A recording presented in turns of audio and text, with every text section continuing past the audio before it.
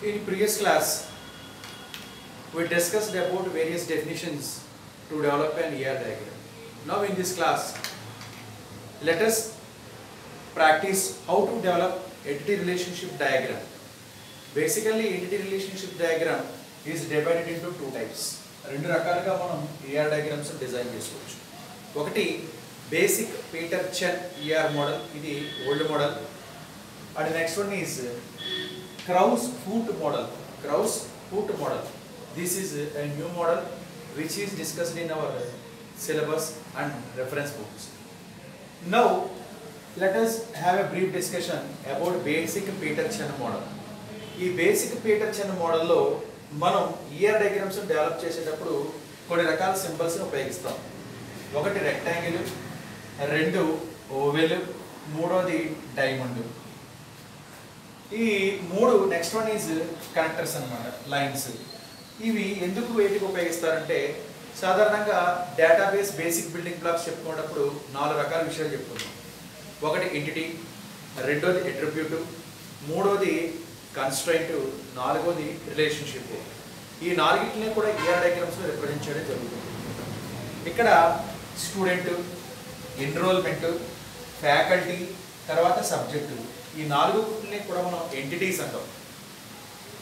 ఈ నాలుగిట్లకి అట్రిబ్యూట్స్ ఉంటాయి కదా. Characteristics of an entity is called as attribute. So ప్రతి ఎంటిటీకి కూడా ఖచ్చితంగా అట్రిబ్యూట్స్ అనేవి ఉంటాయి. అంటే టేబుల్ ఉందంటే ఫీల్డ్స్ ఉంటాయి కదా. అలాగే స్టూడెంట్ అనే ఎంటిటీ తీసుకుంటే వాటికి అట్రిబ్యూట్స్ ఏమవుతాయి? Student number, student name, student specialization. ఈ మూడు కూడా స్టూడెంట్ అనేటువంటి ఎంటిటీకి అట్రిబ్యూట్స్ అవుతాయి. అండ్ నౌ ఎన్రోల్మెంట్ అనే ఎంటిటీ తీసుకుంటే student number, subject code, marks, ఈ మూడు అట్రిబ్యూట్స్ ఉంటాయి. ఇంకొక ఎంటిటీ ఏముందంటే మనకి ఫ్యాకల్టీ. ఫ్యాకల్టీ అనే ఎంటిటీకి faculty code, faculty name and department, ఈ మూడు కూడా అట్రిబ్యూట్స్ అవుతాయి. ఇంకా నాలుగోది సబ్జెక్ట్. సబ్జెక్ట్ అనేటువంటి ఎంటిటీకి subject code, subject name and faculty code, ఈ మూడు కూడా అట్రిబ్యూట్స్ అవుతాయి. ఇప్పుడు నెక్స్ట్ రిలేషన్షిప్స్ ఏమున్నాయి? ఓకే, స్టూడెంట్కి ఎన్రోల్మెంట్కి ఉండే రిలేషన్షిప్ ఏంటంటే ఏదైనా ఒక స్టూడెంట్ ఒక పర్టికులర్ సబ్జెక్ట్ అపీర్ అవుదాం అనుకుంటున్నాడు కనుక ఆ అపీర్ అయ్యేటువంటి సబ్జెక్ట్ ఏంటనేది ఇక్కడ ఇండికేట్ చేస్తాం. So student, subject for student, A enrol అవుతాడు, ఏదో పర్టికులర్ సబ్జెక్ట్ కోడ్ తీసుకుంటాం. ఎవరు? Student number. కాబట్టి ఇందులో ఉండే స్టూడెంట్ నెంబర్ ఇందులో మ్యాక్సిమం చేస్తాం. ఒక స్టూడెంట్ ఏ సబ్జెక్ట్కి ఎన్రోల్ అవుతాడనే విషయాన్ని ఎన్రోల్మెంట్ అనే ఎంటిటీలో డిఫైన్ చేస్తాం. సో స్టూడెంట్ నెంబరు, ఏ స్టూడెంట్, ఏ సబ్జెక్ట్, సబ్జెక్ట్ కోడ్, మార్క్స్, అతనికి వచ్చిన మార్క్స్, ఇదంతా ఎన్రోల్మెంట్ టేబుల్లో ఉంటుంది. అంటే ఎన్రోల్మెంట్ అనే టేబుల్ దేనికి దేనికి కనెక్ట్ అయింది? స్టూడెంట్ అనే టేబుల్కి, సబ్జెక్ట్కి. ఎందుకంటే దీంట్లో మనకి స్టూడెంట్ నెంబర్ ఉంటుంది, సబ్జెక్ట్ కూడా ఉంటుంది అనమాట. నెక్స్ట్ సబ్జెక్ట్ తీసుకుందాం. సబ్జెక్ట్కి ఎన్రోల్మెంట్కి ఉండేటువంటి కనెక్షన్ ఏంటి? Student for subjects. ఏదైనా ఒక స్టూడెంట్ ఒక సబ్జెక్ట్ ఎన్రోల్ అవుదాం అనుకుంటున్నాడంటే కనుక ఆ సబ్జెక్ట్ ఎందులోంచి వస్తుంది? సబ్జెక్ట్ టేబుల్ నుంచి మనం రిసీవ్ చేసుకోవాలి. కాబట్టి ఇక్కడ ఉండేటువంటి సబ్జెక్ట్ కోడ్ ఇక్కడ షేర్ అవుతుంది అనమాట. సో ఎన్రోల్మెంట్లో సబ్జెక్ట్ కోడ్, ఏ సబ్జెక్టు, ఏ స్టూడెంట్. కాబట్టి ఎన్రోల్మెంట్ అనేటువంటిది ఏమవుతుందంటే ఎగ్జిస్టెన్స్ డిపెండెన్స్ అవుతుంది. మీరు అబ్జర్వ్ చేశారో లేదో, ఎగ్జిస్టెన్స్ డిపెండెన్సీ అంటే అర్థం ఏంటి? ఎన్రోల్మెంట్ అనే టేబుల్ క్రియేట్ చేయాలంటే, ఎంటిటీ క్రియేట్ చేయాలంటే ఖచ్చితంగా ఏ ఎంటిటీస్ని డిఫైన్ చేయాలి? స్టూడెంట్ ఉండాలి, సబ్జెక్ట్ ఉండాలి. ఈ రెండు టేబుల్స్ లేకపోతే ఎన్రోల్మెంట్ ఉంటుందా? స్టూడెంట్ అనే టేబుల్ లేకపోతే అసలు ఏ స్టూడెంట్ ఎన్రోల్ అవుతున్నాడు సబ్జెక్ట్కి తెలియదు. సబ్జెక్ట్ అనేది లేదనుకో, స్టూడెంట్ ఏ సబ్జెక్ట్కి ఎన్రోల్ అవుతున్నాడు అదే తెలియదు. కాబట్టి స్టూడెంట్ అనేటువంటి టేబుల్, ఎంటిటీ, సబ్జెక్ట్ అనే ఎంటిటీ, రెండు ఎంటిటీస్ను ఉంటేనే ఎన్రోల్మెంట్ అనే ఎంటిటీ క్రియేట్ అవ్వగలుగుతుంది. కాబట్టి దీన్ని ఎగ్జిస్టెన్స్ డిపెండెన్సీ అంటాం మనం. Okay, and next one is ఫ్యాకల్టీకి సబ్జెక్ట్కి ఉండే రిలేషన్ ఏంటి? అసలు ఫ్యాకల్టీ ఏ సబ్జెక్ట్ని టీచ్ చేస్తాడు? వాడు faculty for subjects, faculty and subjects. Okay, ఇందులో ఇక్కడ చూడండి ఫ్యాకల్టీ కోడ్ ఉంటుంది. ఏ ఫ్యాకల్టీ ఏ సబ్జెక్ట్ని టేకప్ చేస్తుంది, ఫ్యాకల్టీ కూడా ఇక్కడ మెన్షన్ చేసాం. కాబట్టి ఫ్యాకల్టీ ఫర్ సబ్జెక్ట్ అనేటువంటిది ఫ్యాకల్టీకి సబ్జెక్ట్కి ఉండేటువంటి రిలేషన్ అవుతుంది అనమాట దీంట్లో. సో మనం ఎంటిటీస్ గురించి డిఫైన్ చేసుకున్నాం, అట్రిబ్యూట్స్ గురించి చెప్పాం, రిలేషన్షిప్స్ గురించి చెప్పాం. ఇంకా అసోసియేషన్స్ ఏమిటి ఉన్నాయి? One student May enrol any number of subjects. కాబట్టి ఇది 1 to many అసోసియేషన్ అవుతుంది. ఒక స్టూడెంట్ ఒకటి కంటే ఎక్కువ సబ్జెక్ట్స్కి ఎన్రోల్ అవ్వచ్చు. కాబట్టి 1 to many అసోసియేషన్ అవుతుంది అనమాట. అండ్ తర్వాతది ఒక సబ్జెక్టు ఎనీ నెంబర్ ఆఫ్ స్టూడెంట్స్తో ఎన్రోల్ అవ్వచ్చు. కాబట్టి ఇది కూడా 1 to many అవుతుంది అనమాట. నెక్స్ట్ వన్ ఈజ్ ఫ్యాకల్టీ ఎన్ని సబ్జెక్ట్స్ అయినా చెప్పచ్చు. So this is also one to many association అవుతుంది అనమాట. తర్వాతది కన్స్ట్రెంట్స్. ఈ కన్స్ట్రెంట్స్ అంటే స్టూడెంట్ నెంబర్ అనేది కన్స్ట్రెంట్ అవుతుంది. ఎందుకు అంటే స్టూడెంట్ టేబుల్లో ఉండేటువంటి స్టూడెంట్ నెంబర్ ప్రైమరీకి అవుతుంది. ఒక స్టూడెంట్కి మనం ఒక స్టూడెంట్ నెంబర్ అలొకేట్ చేస్తే ఆ అలొకేట్ చేసినటువంటి స్టూడెంట్ నెంబర్ మరి ఏ ఇతర స్టూడెంట్స్కి కూడా ఇవ్వబడదు. అందువలన స్టూడెంట్ టేబుల్లో ఉండే స్టూడెంట్ నెంబరు ఏమవుతుందంటే ప్రైమరీకి అవుతుంది. ఇక్కడ ఫ్యాకల్టీ టేబుల్లో ఉండే ఫ్యాకల్టీ కోడ్ కూడా కన్స్ట్రెంట్ అవుతుంది. Constraint. Okay, constraint means key field. ఏ ఫీల్డ్ మీద మనం అప్లై చేస్తున్నామో ఆ కీ ఫీల్డ్ కన్స్ట్రెంట్ అవుతుంది. దీంట్లో సబ్జెక్ట్ కోడ్ అనేది కన్స్ట్రెంట్ అవుతుంది. ఓకే, సో యూనిక్నెస్ అనమాట. Constraint means normally which maintains uniqueness and not null. ప్రైమరీకి కన్స్ట్రెంట్ అంటాం కదా. కన్స్ట్రెంట్ అంటే rule or restriction which is applied on a particular table or an field or fields. Combination of fields కూడా కాంపోజిట్కి అంటుంటాం కదా. కాబట్టి ఒక ఫీల్డ్ మీద కానీ లేదా కాంబినేషన్ ఆఫ్ ఫీల్డ్స్ మీద కానీ మనం రూల్ ఆర్ రెస్ట్రిక్షన్ అప్లై చేస్తే అప్పుడు దాన్ని ఏమంటాం అంటే కన్స్ట్రెంట్ అంటాం. ఓకే, సో ఇక్కడ ఫ్యాకల్టీ కోడ్ కన్స్ట్రెంట్ అవుతుంది, స్టూడెంట్ నెంబర్ కన్స్ట్రెంట్ అవుతుంది, ఇందులోనేమో సబ్జెక్ట్ కోడ్ కన్స్ట్రెంట్ అవుతుంది. ఇది పీటర్సన్ మోడల్ అనమాట. అంటే ఓల్డ్ మోడల్ ఇది వరకు డిబిఎంఎస్లో పీటర్సన్ మోడల్లోనే ఈఆర్ డయాగ్రామ్స్ డెవలప్ చేసేవారు. బట్ ఇప్పుడు మనకి ప్రిస్క్రైబ్ చేసినటువంటి సిలబస్లో క్రౌస్ ఫూట్ మోడల్ అనేటువంటిది ప్రిస్క్రైబ్ చేయడం జరిగింది అనమాట. దీనికి దానికి ఉండేటువంటి తేడా ఏంటంటే కనెక్టివిటీ అండ్ కార్డినాలిటీ దాంట్లో చెప్పడం జరిగింది. ఒకటి కనెక్టివిటీ అండ్ కార్డినాలిటీ చెప్పాం. Cardinality means the minimum and maximum possible values in a particular attribute. దాన్ని కార్డినాలిటీ అంటాం. రేంజ్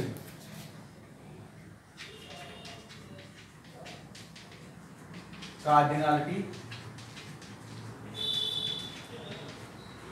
కనెక్టివిటీ చెప్తాం. తర్వాత స్ట్రాంగ్ రిలేషన్షిప్ వీక్ రిలేషన్షిప్ చెప్తాం.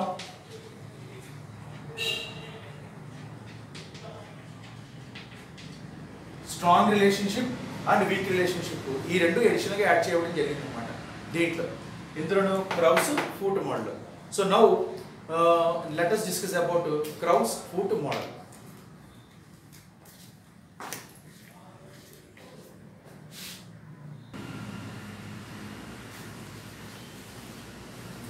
See this Krauss-Foote model.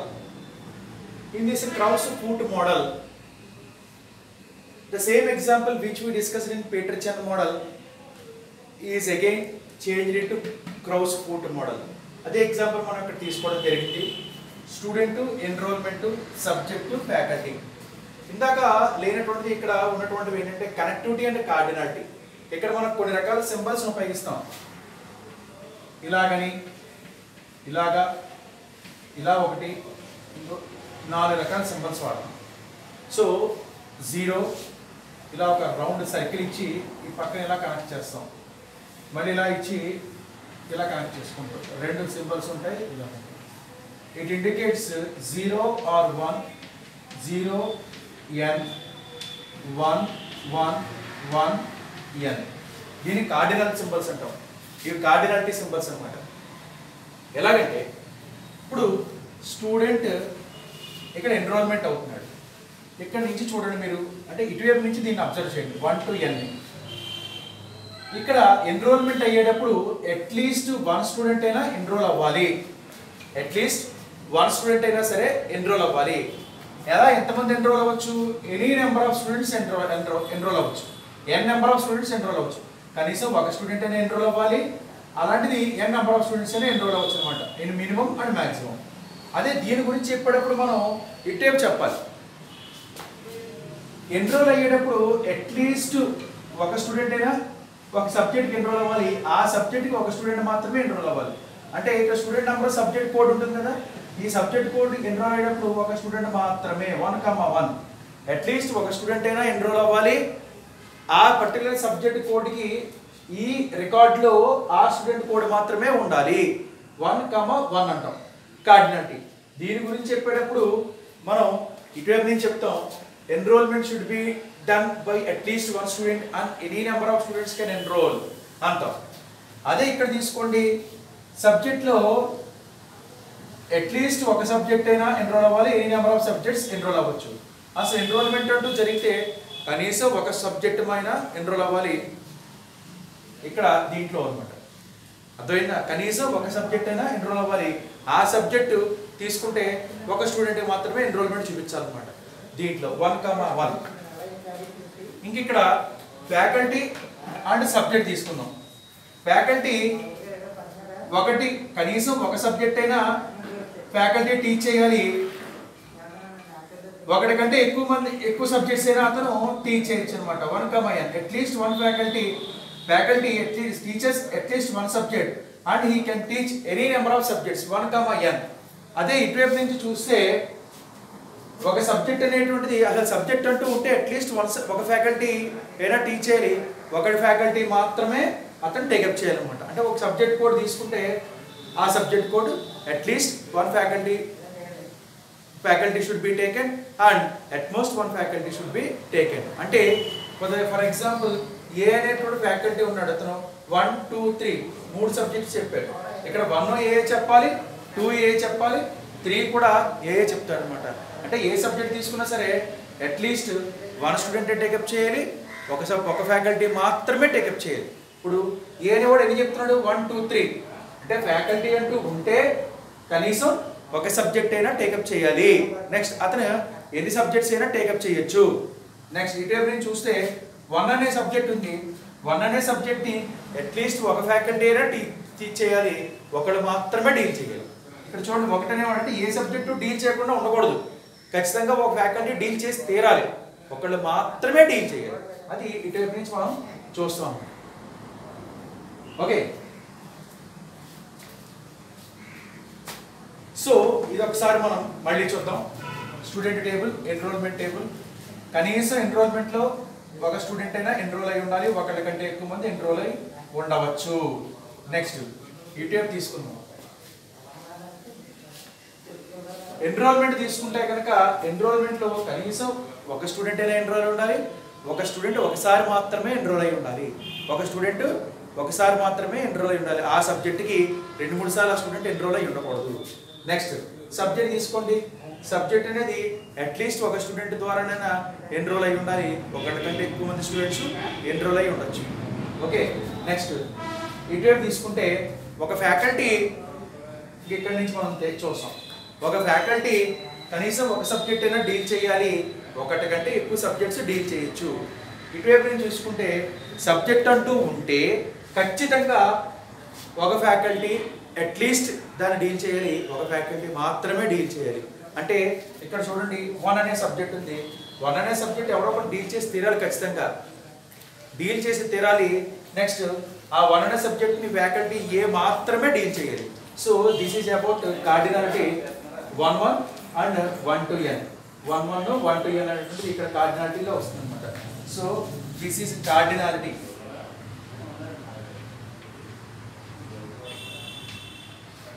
Cardinality.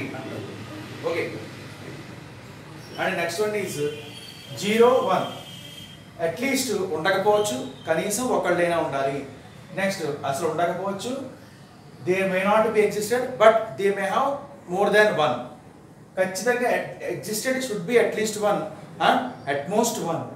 Existed should be at least 1, at most any number of. ఇక్కడ రాస్తాం.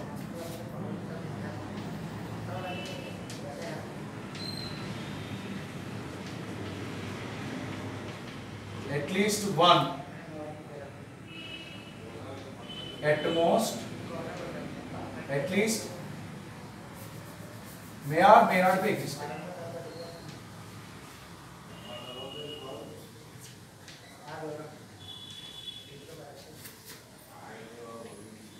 May not be existed.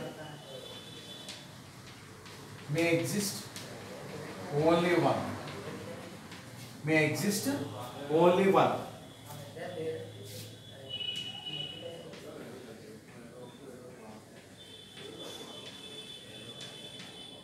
May or may not be existed. May exist